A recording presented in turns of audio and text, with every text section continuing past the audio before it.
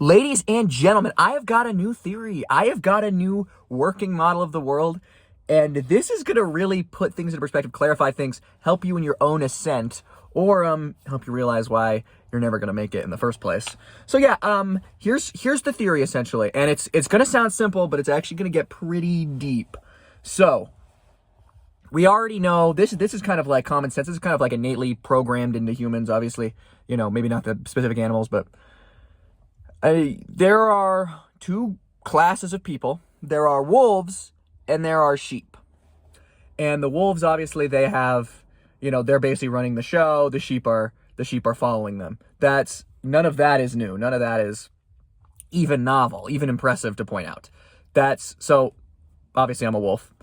But most of you are sheep. Most of my viewers are probably, there's probably more wolves than normal, but yeah, most people are not wolves. Most people are sheep.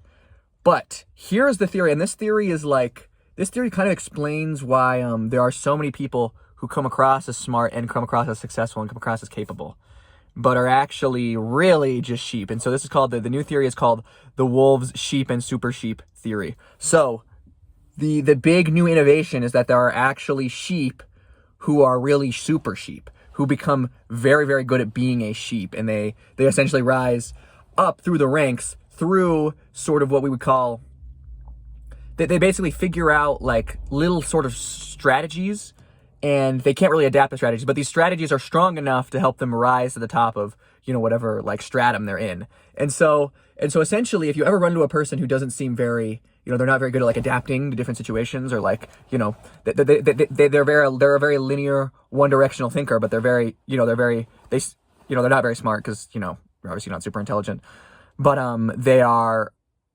they still, they make money or whatever, and they, seem like people respect them, and they, command authority. These people are super sheep. And so, yeah. And what's the issue with being a super sheep? Well, or why are they super sheeps instead of wolves? Well, the thing is, they're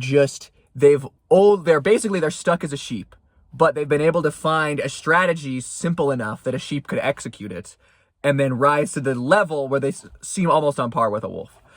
And so that's why it seems like there are sheep people who are nonetheless in positions of power. So yeah, that's the main gist of it. How do you apply this information out? Well, so the thing is, knowing this, you might think like, oh, what if I'm a super sheep and I become so successful? The thing is, if a super sheep ever goes to war with a wolf, you just got to think of it. The super sheep only has one battle plan. They only have one strategy they can execute, whereas the wolf can execute a myriad of strategies that are able to adapt to the super sheep strategy. So essentially, super sheeps are entirely outclassed by wolves. But if they're only dealing with sheep, which again are the majority of the population, because they're only dealing with sheep, they're able to rise above and ascend themselves. So that's the main thing. Yes, So if you want to be a wolf, you do not want to be a sheep. But I think the other thing is, I've become kind of like a, not a fatalist, but I'm pretty sure like 90% of this is locked in by, 90% of your intelligence is locked in by the time you're like 4 years old. So the main, and then 95, 98% of it is locked in by the time you're 17 or whatever, right? Like by the time you become an adult, you're basically, full set. And I mean, obviously these videos I hope can get you that 1%. That 1% can go a long way for a lot of people. But yeah, if you're not a wolf already, and there are, I think maybe another distinction will be there are cubs. There are wolf cubs. I don't actually know if wolves, you call them cubs or you just call them baby wolves or whatever. Or maybe we call them dogs. Sorry.